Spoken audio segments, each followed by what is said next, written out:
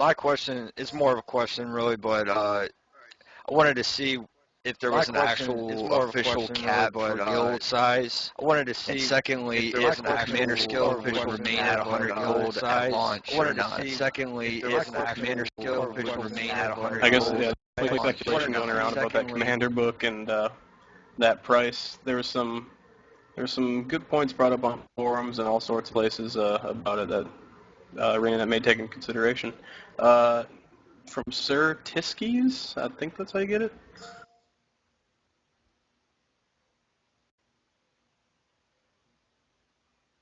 Or Tiskai, maybe?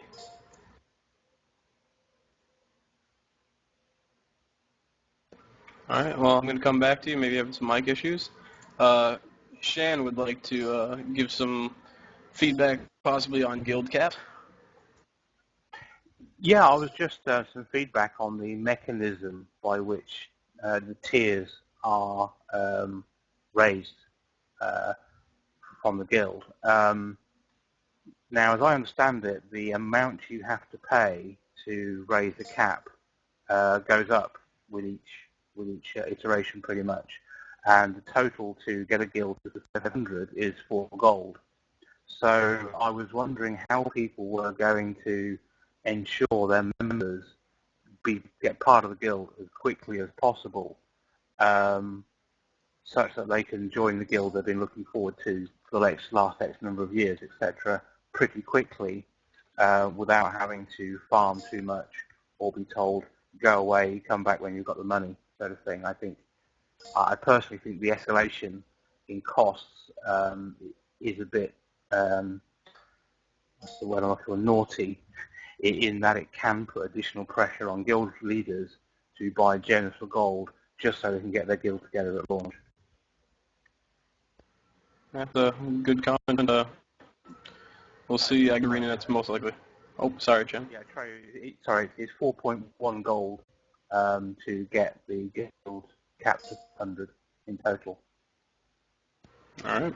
And I'm assuming ArenaNet's justifying that with guild sizes and stuff like that. So, Fenris would like to comment on raising the guild cap. Yes. This is something we were discussing a little earlier before this town hall started. You know, if you've got a number of officers who are dedicated or just involved players. I mean, personally, on the beta weekend, I picked up over 2 gold just in my normal playing, and I wasn't, working the broker or anything like that. So, I mean, if you've got a number of dedicated players, I don't think it's going to be any issue to raise that money fairly quickly to get the guild raised up. I mean, that was just me individually as a single player. All right, Atreyu had a cap comment. I mean, we accumulated easily several gold by donations over a day, but our challenge was fine. We can get the cap up to 200 relatively cheaply at 11 silver, but at live I'm pretty sure we're gonna have more than 200 people trying to jump in the game during early access. Relatively early, so then you're saying, okay, well, I can start 3, 4, 5 guilds for a silver each, and I can at least connect these people, but then they're still disconnected into separate groups, so it's still an issue for a larger guild, and, especially when you're considering, okay, we might be pushing the current 500 cap limit once we hit early access and official release. All right. Access from Mara would like to talk about the head start a little bit. Yeah, it's just 2 bits really. Like the beta weekend events, you were able to swap servers on the first day or so, free of cost. And I'm just wondering, is there going to be the same feature available at the head start on live launch? I guess there hasn't been any official word on it yet, but I'm assuming with how lenient ArenaNet has been, it may take place, but it also depends on whether or not they will be starting World v World matchups in those 3-day head starts, because you may see people switching servers based on what they see right after launch. But hopefully we'll get some news on that soon here. Also, second point, has there been an official or any kind of documentation stating when or what time it's going to go live at on the 25th? I do not believe so. If anybody would like to correct me in chat. Oh no, it says not yet. I'd imagine that it did at the same time they did the early, or the BWE. Newsnight time. I guess, see here. Dark Wasp would like to go. Hey, I'm speaking on behalf of Wasp Tisky would like here. to He go. can't get his microphone working just yet. He would like to see, before release, the respawn rates worked on. I know it's a common demand. I have an example in the Silvari area. There's a vista right above like a bunch of scrit. And you just can't kill them fast enough to get there by yourself or even with a little help before they respawn and kill you from behind. Absolutely, and I do believe spawn rates may have been increased due to the amount of people that we were seeing in these servers. That's definitely subject to change, and I wouldn't be too angry about that quite yet. Freelancer. Yeah, I brought this up in chat, but just in case somebody's only listening, I still wholeheartedly believe, and I said this on Tales of Tyria, kind of went on a rant about it, that gold should not be used to purchase commander books, period.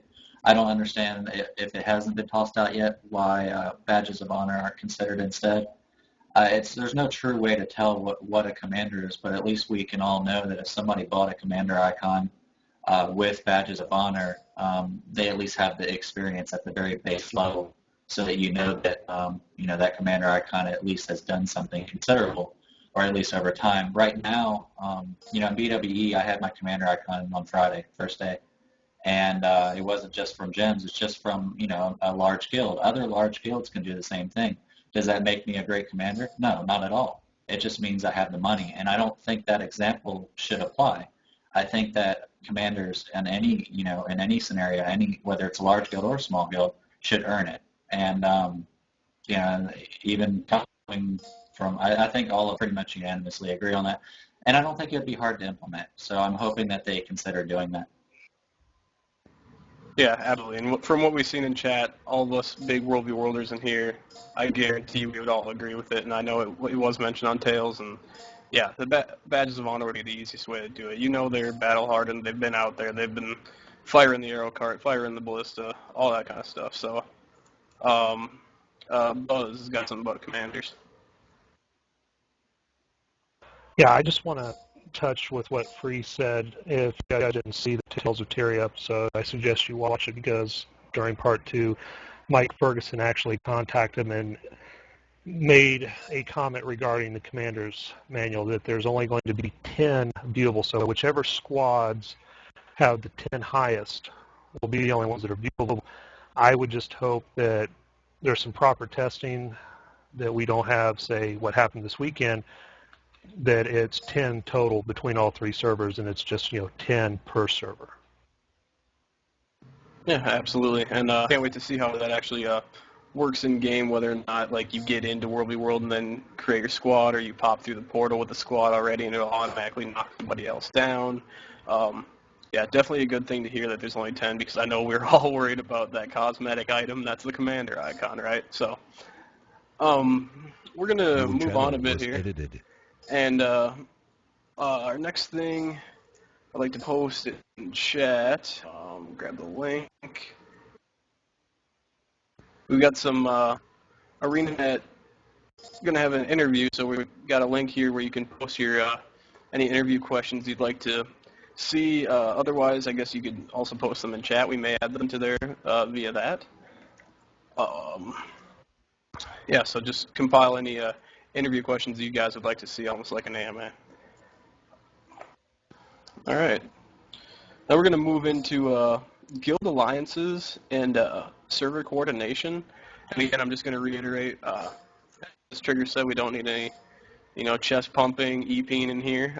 Let's just, we're all a big community, Guild Wars 2. Let's just put ideas about alliances and coordinating those. So go ahead and PM me.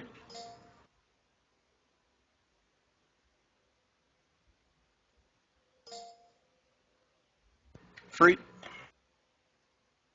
User joined your channel. Alliances aside, I think we all keep repeating the idea that there should be some form of support for custom channels, or at the very least, support for an alliance channel, chat channel. Not everybody can afford to be on TeamSpeak at all times, and certainly if we're also thinking about the more casual players that are part of smaller guilds, you can't expect them to just, hey, hop on my TeamSpeak if you want to communicate with me. And I think, to be fair for everybody, if at the very least you don't have to juggle a whisper list, it would be really nice for those players that do want to get out in World v. World and run with some of the bigger guilds or alliances, but not be forced to go download VoIP services they've never used ever before. Yeah, definitely. My thing kind of comes back to with factions and Guild Wars 1. We're all spoiled already. We all want our guild halls and our alliances already, and when it comes down to it, yes, ArenaNet may add them. They may wait, just like they did with their second expansion, but I guess we'll see what happens. Trigger. Yeah, sorry, because now my dog stopped barking. Just wanted to say some things from the EU meeting that I thought was pretty good.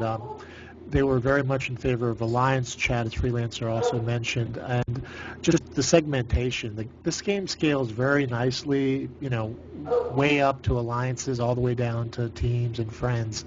So just want to make sure that people were able to kind of segment and compartmentize the conversation. So, as with TeamSpeak, having 1,000 people in a TeamSpeak isn't always the best mode of communication. So the EU meeting was very big on that, and a lot of them also were hopeful to have some kind of guild housing, either similar to or some similar to the original Guild Wars, knowing that we're not going to get it at launch, but at least hoping at some time in the future there's some kind of guild housing where they can do crafting and other things. So that was some good feedback from the EU meeting. Yeah, definitely. And upgradable guild housing, just like in the first one, is going to be even better in this one with all those different crafting stations. And everybody always needs a place to go show off their town clothes and do /dance, I think. So, Shan, go ahead. Yeah, I just want to add the alliances discussion. Now, for my own guild, the current guild system is great because we like being together as a single guild. However, there were many hundreds of Guild Wars 1 guilds who loved being part of something bigger, who had alliance friends they could do teams with and feel a part of a larger whole, but wanted to remain separate. And with apparently no alliance chat coming at launch, I'm quite concerned about how these communities coming over are going to cope without being able to talk and communicate with each other as they've done in the last 7 years. So just kind of the question I ask is, how important do we think to have alliance chat-like features in as soon as possible to try and stop these well-known and well-established communities from fragmenting? Yeah, definitely. Fenris, go ahead. Yeah, I think that the alliance chat is going to be very important, particularly when you take a look at some of, not only for World v. World, and for the communities, as you've already mentioned, but when you take a look at some of the endgame content, as has been discussed in the developer podcasts, essentially, when they're talking about the when you're actually the campaign in ore and so forth, when you're doing that endgame stuff, you actually have to have on a massive scale, multiple guilds, really an alliance type structure, holding these major fortresses to allow players to actually even progress in the PvE campaign in the game. So it requires a major, major undertaking, more than just a guild. So alliance is really going to be needed for endgame, more than just for World v. World. So I definitely think that's something they're going to want to put in there. And also, because it's already in a previous NCSoft title, Aeon, it shouldn't be that hard for them to implement, since it's something they've already done before. And again, Guild Wars 1 as well has had similar chat capabilities. Yeah, definitely. We all Would love to see that alliance. I can't wait for the day that I refresh Twitter or Facebook or whatever and just see blog posts about alliances. Dark Wasp, go ahead. Well, one of the things I've noticed from the betas regarding guilds is that sometimes, just like after a beta, I'd have a conversation with one of my members that I hadn't seen in the beta and find out that they actually played but never contacted me or they were on the wrong server. So I'm thinking for launch there should be some features, maybe for the more casual players who can't keep on top of where my guild's going and, when we're on, and my name with the 4 numbers and all that. One of them could be that I could add them their account name before, like, say if they join a few days later, and it would say, like, on their world list, one guild here wants you to join, so they would see which world we're on. Another would be, like mentioned earlier, sort of a grace period to switch worlds. Yeah, I do believe, I don't think it's actually before world selection, but in the character selection screen is your contact list, and that does show the worlds that people are on. If there is a free grace period, if you're having troubles with your members, they could, create their character, create the world, follow you or friend you, bring up that contact list, and it says right there which world you guys are on. So that's one thing you could do maybe through some sort of mailing list or something, but yeah, I can definitely feel for you there. Buzz, go ahead. Yeah, this goes back to World v. World guilds, and I could even love to see if it was implemented with alliances, that on the map and the mini-map, if guilds could be identified so you can see where your guild members are at, that would help organizing and running operations in World v. World, so you know where your little special snowflakes are at if they're running off in the wrong direction. And once again, that would be even nicer if they build, I could see like a tiered structure to where you have all the guilds, then they join, an overlaying guild to tie them into the alliance. But then once again, we could see where our alliance members are at on the map and maybe designate specific colors for each guild so you know this is Guild A, this is Guild B, this is Guild C. Yeah, it's definitely a feature they could think about, and Buzz referring to all of his members as snowflakes is very cute. But the colors, I think at least to add on to that is possibly adding colors to squads. I know for commanders, maybe the dots, maybe a yellow dot running around out there in their squad, that'd be kind of cool, and that'd probably be one of the first steps in that. All right, any other comments, PMs, about alliances and how to coordinate alliances? Anybody got any tips, stuff like that? Shan, go ahead. Yeah, I'm sort of curious because my guild and alliances are right in the middle of planning. How many offers I'm going to need, what's the structure, etc., etc. I think it'd be really useful to have an ArenaNet blog out about guild features, just to help us kind of plan our guilds and how we're going to go forward. Also, as part of that, I think it would be really useful for them to give suggestions of how alliances coming over Guild Wars 1 can manage to keep together until an alliance system is kind of put in place. Sort of basically give us some guidance on how the guilds are going to work, et cetera, to help us plan, because I don't want to be planning my guild of 500 on launch day. Yeah, definitely a point. Freelancer.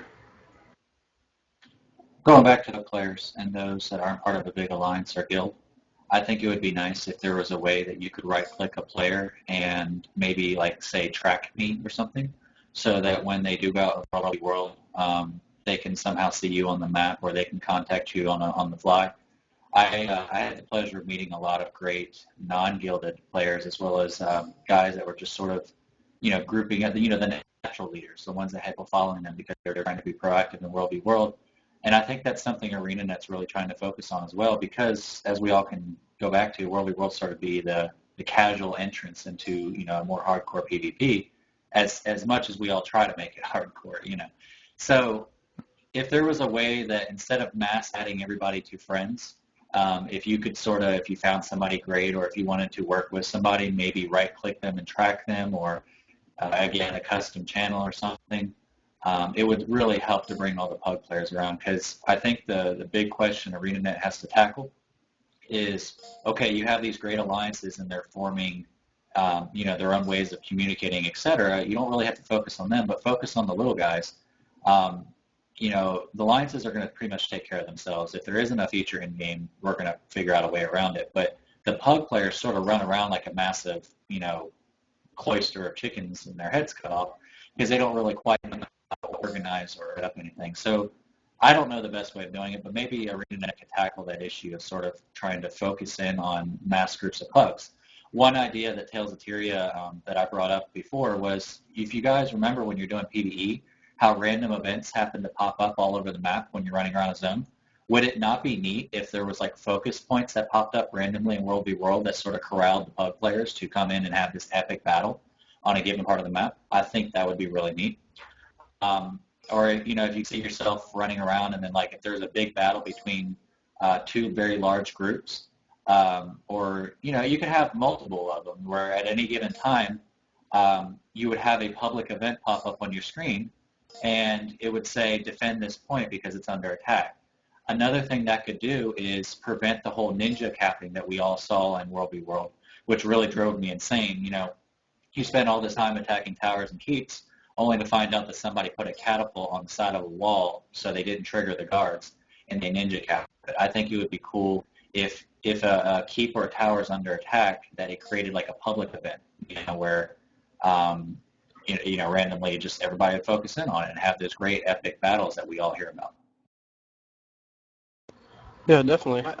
I'm confused. I thought the focus point was just your commander icon, Free. But definitely when it comes down to it, it's a server, and the alliances are going to do well, but when it does come down to it, it's a whole server, and that's just how it is, and those pugs need to have some sort of, they need to know where to go to. Kazorian. Yeah, I just want to add on to something that Freelancer said. As he was mentioning, you see all these pugs people that aren't in groups and stuff. Maybe adding in a feature without the commander, but adding in like if everyone who has played Warhammer Online, just go into the zone and just start up your own warband and gather all the public people that way too. So maybe an option to give us to actually just form types of warbands, and just so we can keep track without the actual commander icons. All right, Blank.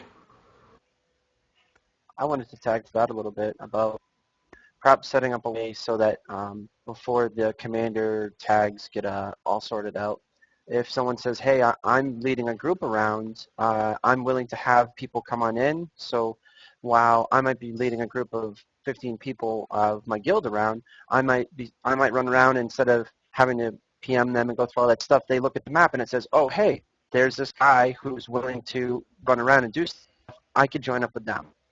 Just a possible fun that I'd like to suggest. Yeah, definitely. I guess it goes back to commander icons, but even notifying players that there's a squad available for them to join would probably even help it ease that pain a little bit. It does require 100 gold, but Trigger. Yep, sorry for the mute. Yeah, the comment I had was, and this was kind of also in the EU meeting, was that, the feeling was that if you do have pugs and stuff, especially in the world, that it was pretty intuitive, and people were kind of surprised how much people did that weren't in the alliance were still kind of playing, in a team fashion. So, my experience has been mixed, but overall, and I did that solo missions, this past weekend. But I'm just curious if you guys felt that the people that, for those of you in large alliances, or even just, your general experience, if you felt that, it was cooperative even with a lot of disparate people, or if you felt that, it was a little bit of both or something. So just kind of curious what other people's user disconnected from your channel. Yeah, definitely. If you got it, put it in chat what you thought. I could say mine just outright. I feel a lot of people felt like the pugs weren't organized, and of course they weren't, but you still had some that were, putting down siege on walls, and when they put down siege, I was like, all right, these are people too, so I told my guys, let's not put down siege. These guys are on theirs. And then we would basically just go spot for them. If it was a trebuchet, we'd say, hey, all right, so they have some northeast of this position. So I'd run a guildie back, and he'd go in local chat and say, aim south by southwest, and he'd jump up and down with the little bubble above his head. And, I mean, they're all human beings, and they understand. He's like, oh, okay, these guys definitely know, so. Wasp. User disconnected from your channel. I just wanted to give some advice to all the guilds out there. It seems like sometimes you have a situation where somebody is like, I just ran this zone or did this mission, and somebody else says they did the same thing. You got like 3 different people in the same guild who did the same thing separately. And one of the most important things you could do to keep people in your guild is to keep them in the game. And if you're doing things separately, that's just like a solo game with like a blog. You're essentially telling each other what you did. But if you ask for help and you willingly help people, you're going to have essentially a happier guild, and they'll be more likely to stay in the game and in the guild. Yeah, awesome. Definitely something to think about. Fenris has a comment about forming groups. Something that I noticed in this last beta weekend was people it was almost like a looking for group type thing, and it would show a little hourglass, a little magnifying glass blue thing with some little marks after it over their head when they were like looking for a group or something like that. So there could be implement something similar feature. Maybe that's kind of what ArenaNet's thinking. I'm just postulating that, something where if there's a group that could take in more members, they could actually kind of evolve that a little bit into something you see in some of the other MMOs where you can form a group or add people to a group that are looking. So that's a possibility depending on how they develop that. Yeah, definitely. And the first Guild Wars had the whole looking for group GUI pane that popped up and said looking for group. But even when as far as for trading too, they could definitely add that also for looking for squad. I mean, you wouldn't say you're looking for squad, but you could open it up and see what squads were up there. All right, so I'm gonna close off the Guild Alliances and server coordination area here. If you do have any more PMs about it, we can talk about it a bit later here. But I'm gonna open it up to any community fan site projects, stuff like that. PM me, let me know what's going on, and I'll let you go ahead and plug your event/community. And then if you do have a link for the community project or community site, go ahead and put it in chat, and everybody will give it a look.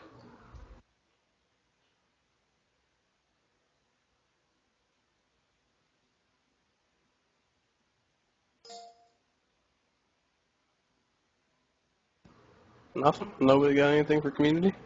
I do, I could give a shameless plug to Freelancer. I do know TL does have a Team Fortress 2 event going on for the community. Through Tales of Tyria, you guys can hop in and play some Team Fortress 2 with them. I think it's for the remainder of this week. And it's just fun going around and shooting people. Yeah, we do. I guess I'll go ahead and just speak on that. Sure. We invited the Guild Wars 2 community, and it's amazing how many people that we saw like in-game and from other alliances and other servers that I recognize from Guru and et cetera, Reddit, that are popping in and trying to backstab me and such. So if you guys are just looking for some fun in between Guild Wars 2, we're all anxious to play. Just pop in, try to headshot me, and we'll have some good times. User was moved to your channel. And yeah, it's definitely a good time and free. I know I did get you once last night, unless you changed your name.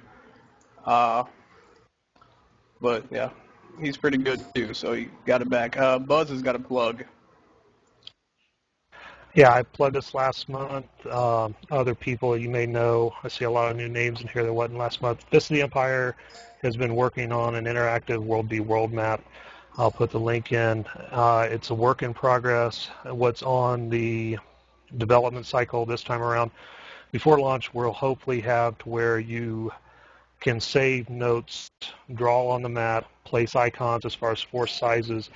It's something that we use in-game where with streaming and our recon officers, our recon head, he's posting reports of enemy positions, everything. I'm running dual monitors, and a lot of our other commanders are.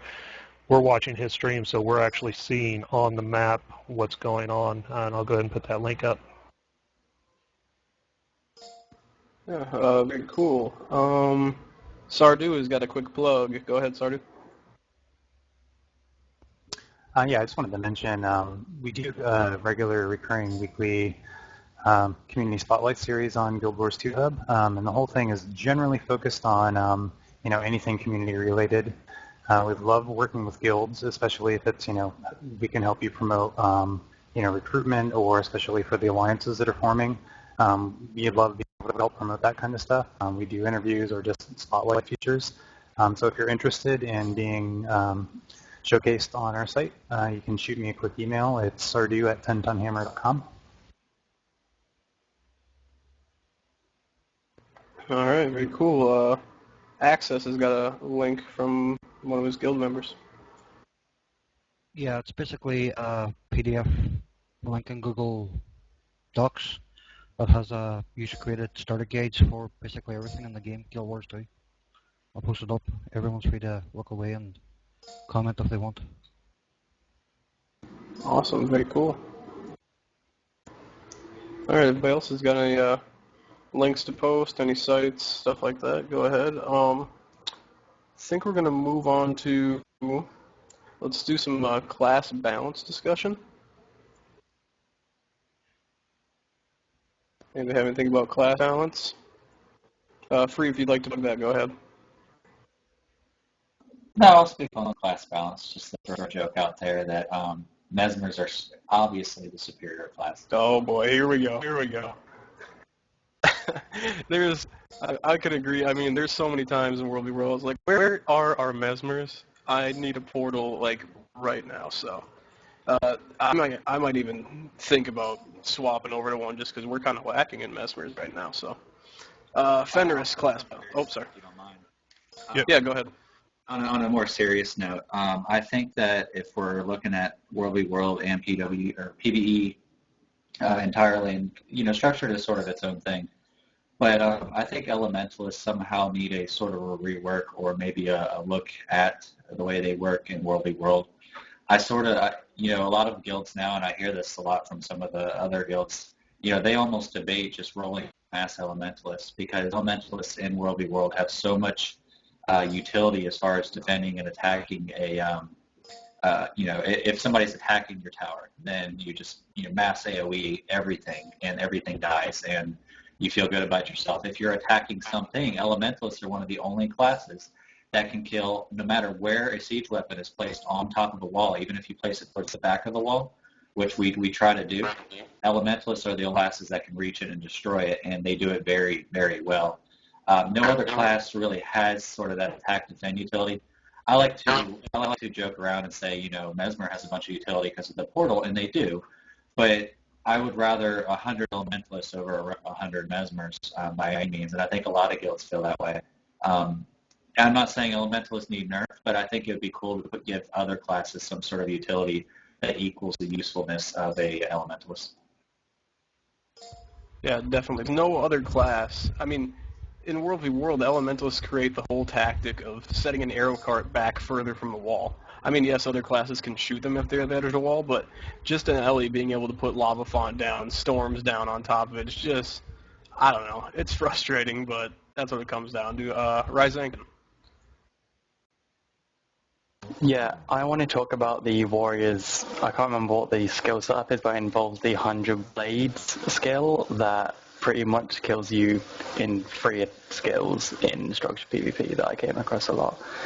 Also, on the note of elementalists, I played one a lot in Beta Weekend 3, and there was a few points where we couldn't hit with our Meteor Shower, but other than Meteor Shower and Lava Font, not many abilities could actually hit as far as Mesmers. All right, Just to make a quick one here, can everyone just put in chat what class you intend, I'm sorry, what profession you intend on playing at launch? So everyone just put in there quick. Just want to see what kind of mix we have. And how everyone feels about, dots and direct damage, and if they feel the damage. I know a lot of people mentioned that PvE seemed easier, that they were taking less damage, and just how you guys feel about overall balance between the classes, etc. So I'd like to hear your opinions, and looks like we got a good mix of classes here. So. And some undecided. Oh yeah, decided, put undecided. So we also heard stories about how people thought they were set on class, tried another one, decided to switch. So so good to see that there's a good mix here. yeah, definitely. I feel for people that have switched. I mean, I was set on engineer, and then I created some other classes, and I just purposely didn't play them because I'd be like, oh man, I'm gonna like that too much. Fenris, go ahead. Well, first I want to make a comment in regards to the Warriors ability. They're not the only class that has a pretty awesome, basically, combo. That's something I'd like to mention. It is interesting, the combo abilities with the field effects that you can pull off with some of the different classes.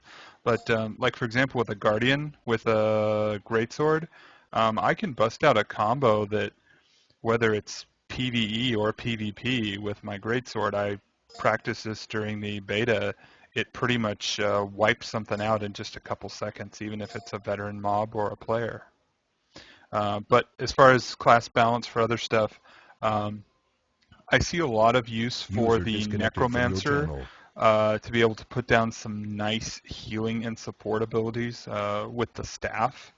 I think they're going to be one that's going to be particularly useful in backing up your PvP. And they have some good combat skills too, of course.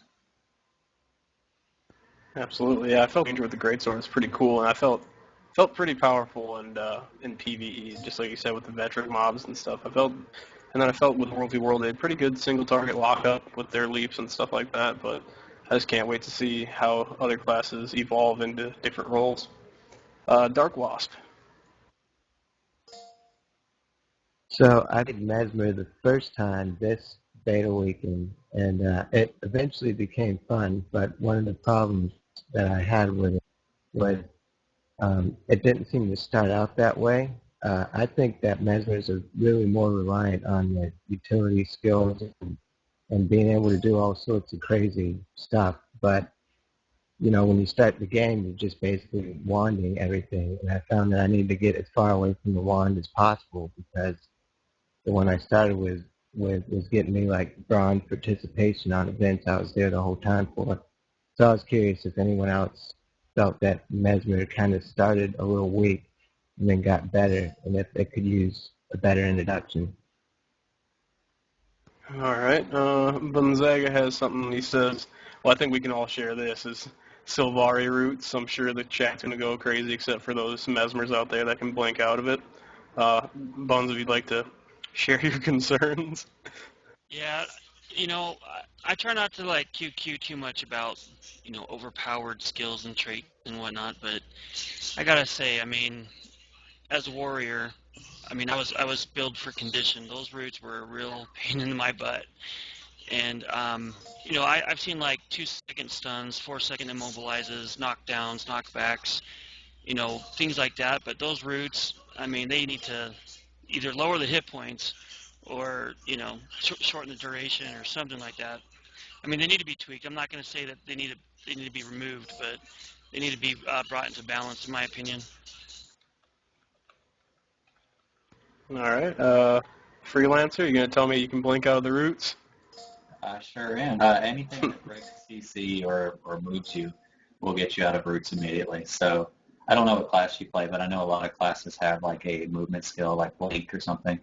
I I hated roots just as much as you, Gonzaga, but then I figured out that blink gets you out of stuns, CC. It doesn't matter. Blink is an instant cancel everything on you, and it saved me so many times over because it seemed like everybody and their brother had roots, and it didn't seem like the roots had a cap either, which drove me insane because I know for certain that my time warp has a 5-man cap. You know, their roots seem to hit 25 people at once, or it seemed like it anyway. They're annoying for sure. I just wanted to throw out one thing. Would it not be neat to have like some sort of way of making separate builds? Because one of the big things a lot of my guild members were sort of wondering if there was a way to do it is having like one build saved so where you could just switch out skills on the fly and traits on the fly.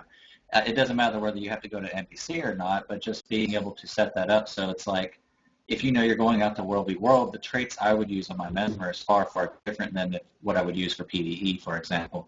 And to be able to save those builds on the fly would be really, really nice. Whether there's a cost or not, it doesn't bother me. But it's, you know, it saved me from having to click my power, you know, each thing 30 times, or I guess it would be 15 times or 20 times, you know, and just save that time altogether and setting the skills, et cetera, et cetera. It'd be nice to have builds. Yeah, that's another one of those where, you know, we're crying for some Guild Wars 1 ones because you can save those templates in Guild Wars 1. And as far as like getting out those roots, all you engineers out there, if you're not buying that tonic that shrinks you, shame on you, especially in World v World. That thing is the lifesaver of all lifesavers, and you disappear for like 2.5 seconds. You're a midget. Sigs. Yeah, what I was going to talk about is about 5 minutes ago. It's completely irrelevant now. All right, sorry about that, Sigs. Fenris, go ahead. Two things. Number one, any class, in your utility abilities, it'll say what types of things, like it'll say breaks, stuns, breaks, whatever. As long as you just have one of those on your bar, you can get out yourself. The other thing is there was a discussion in a developer commentary, I do not recall which one off the top of my head, but restricting certain racial abilities in some PvP to avoid an imbalance. I do not remember where the commentary was, but I remember hearing about it, and several people have brought it up in the past week. So I know something was said about it. All right. I think racial abilities kind of come into builds. Personally, you know, from your channel. You build a certain type of class and you say, I need Sylvari warrior because I want to root him and then smash the crap out of him, that kind of thing. I know Nim really wants to comment about the Elementalist. See if she's not AFK. Joke. I play Ellie, and I know a lot of people give them a lot of criticism for being squishy, but I find if you play Ellie, you have to be extremely mobile. I also played an Ellie Sylvari, and I agree that the roots is very OP, especially when people don't really know what's going on. I remember rooting, I think, 5 or 6 players and just AoEing the crap out of them all at once, just on my own. So, yeah, that's all I really had to comment. I told Beetle I didn't have much to say. All right. We're gonna move on from builds here. Looks like we're nearing in on around 10 minutes left, but we can keep chatting a little bit. We touched on different UI things like the supply, possibly seeing guild members log in and out. Is there any other little ideas, little add-ons people would like to maybe see for UI stuff? You know, just help out with some creative stuff. Sean.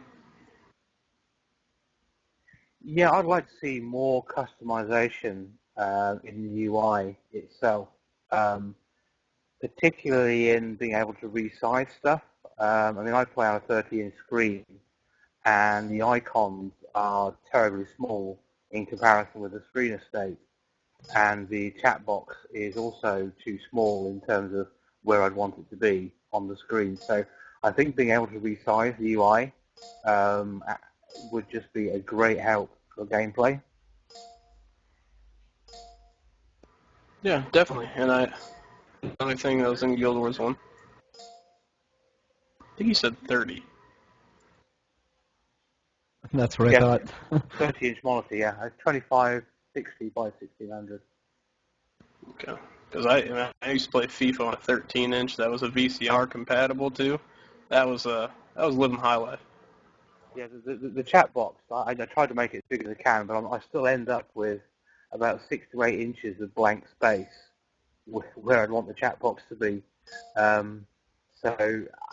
It just needs more customization, I think, to make it a lot easier to play, because it's very difficult to see the buffs and conditions you've got are implying when the icon is about a quarter inch, if not smaller, on the screen. All right. Yeah. Aiden suggests just getting some binoculars, which I feel should be included in the collector's edition. Then, Aiden, if possible. Then we can. The one thing I noticed, if anybody else noticed, I'm a top right map kind of guy from the original Guild Wars, and did anybody else notice that it was constantly resetting when you zoned in and out? I moved my map from the bottom right always up to the top right, and it just always seemed to change, and I was getting so darn ticked off at it, and I wouldn't notice it for a while. And I know most people are used to the bottom right due to MOBAs, but blank space, go ahead with your UI comment. I'm not sure, this comes from my stream, but someone had mentioned they would like to be able to see the number of hit points that someone has. I'm not sure if that's in the game currently, but I wanted to mention it here.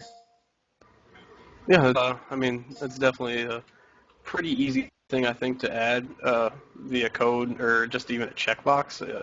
We've all seen it in Diablo 3. They have that really easily. Fenris, go ahead. That was actually in a dev commentary. That is by design. They are specifically do not want to display player or enemy hit points so that you kind of have an idea about how much damage you're doing, but they don't want it to get down to like an exact thing like, haha, I know I got it, whatever. They want to have a little bit of that tenseness, oh my gosh, am I going to do enough damage? That is deliberate intention by the devs in the design of the game.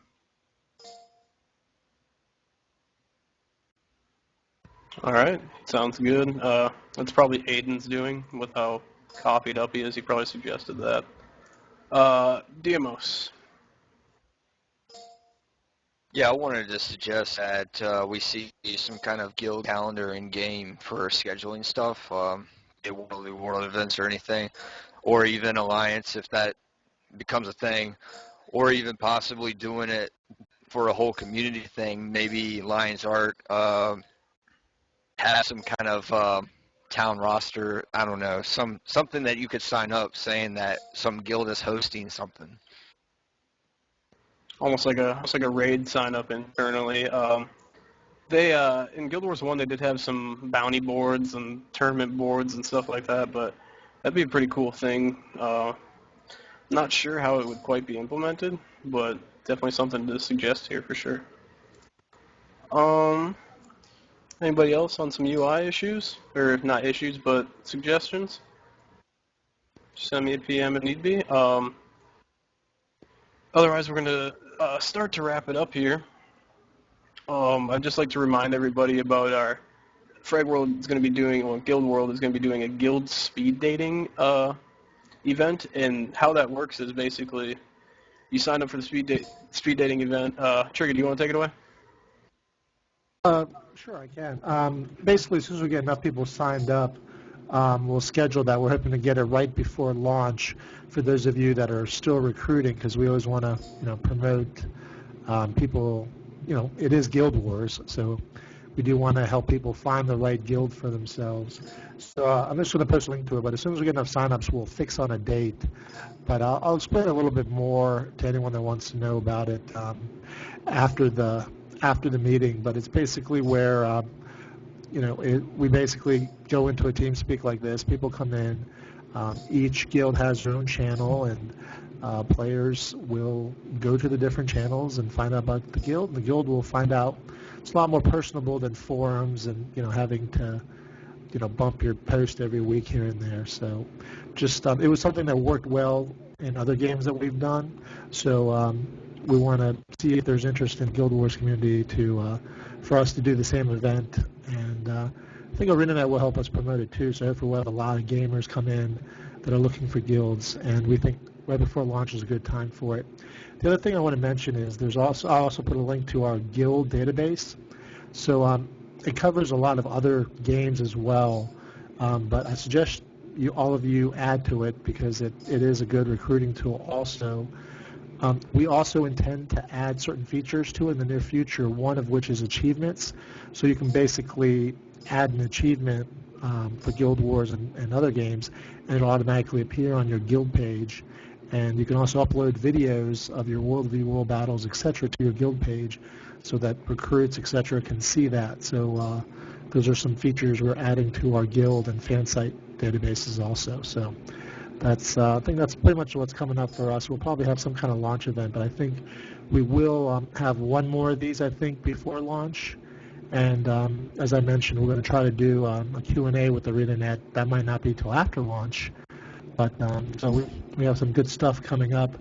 We're going to try to announce the August meeting as soon as ArenaNet, we get together with them and find a good date. And we're always looking for staff. So if you want to volunteer, whether it's to moderate, whether it's for Guild Wars or any of the other games that we cover, which is all of them for PC gaming, just PM me and let me know. Thanks. Yeah, so that's kind of our guild speed dating thing. Like you said, we're going to get in touch with ArenaNet, hopefully get your questions answered. Or I could just keep Aiden up and pour another pint of coffee, and we can just do it right now, me and him. But there's also another announcement. Several of us from this community, I say myself, Aegon from SWG, Blank Space, and then Crackbone from Guild Wars 2 World v. World. We are planning a vodcast. We are not releasing any other info about it, but it's going to be a World v. World based vodcast, and yeah, hope to get some of your support out there, guys, and we're going to be going into it head first. Okay, and then, again, if you have any plugs for community sites, stuff like that, go ahead and post them again. Pretty much going to close up the meeting right now. Closing comments, thanks for everybody for coming. Thanks for supporting us again from all of us at Fragworld, Guild World. Glad to see everybody out here. Awesome to see all these different guild leaders, officers. Really cool. And thanks to ArenaNet, Aiden, for staying up. Thank you, everyone, for watching. This has been a live Guild Wars 2 broadcast of the Fragworld Town Hall discussion with various guilds as well as. And with that, I think we'll end the meeting here and just kind of free chat. Anybody wants to hang around, chat. And thanks for coming again. For watching, you guys can unmute yourselves. Just don't all scream at the same time, or I'll kick everybody.